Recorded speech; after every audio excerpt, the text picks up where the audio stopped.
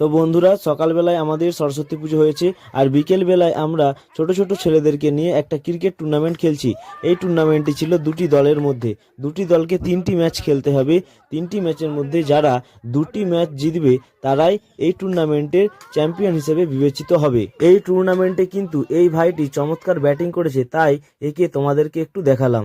Cricket টুর্নামেন্টের পরেও কিন্তু আমরা বাচ্চাদেরকে নিয়ে একটা খেলা খেলেছিলাম, সেটা হলো বালতিতে বল ফেলানো।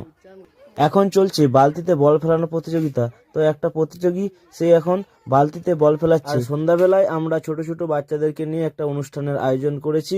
সেই অনুষ্ঠানে একটি নাটকে বাচ্চাদের গাড়ি নিয়ে একটি ঘোড়ার সিন ছিল, সেটারই এখন ডেমো চলছে। আর এই দেখো বন্ধুরা, যারা যারা অনুষ্ঠানে অংশগ্রহণ করেছে তাদের জন্য আমরা টিফিনের ব্যবস্থা করছি, আর সেটারই এখন প্যাকিং চলছে। এই দা এই দা এই ছেলেটা আমাদের চমড়ি লে পালেছে।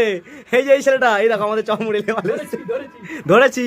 বন্ধুরা দেখো, সন্ধ্যাবেলায় আমাদের অনুষ্ঠান শুরু হবে, তাই জন্য এখন স্টেজে আলোয় আলোকিত হয়েছে, সেটারই একটা ভিডিও তোমাদেরকে একটু দেখালাম। আর এবছর আমরা সবার প্রিয় গায়ক জুবিন গার্গ এবং সবার প্রিয় অভিনেতা ধর্মেন্দ্র দেওয়ালকে হারিয়েছি, আর তাদের নামে আমরা মঞ্চ রেখে মঞ্চের শুভ উদ্বোধন করছি।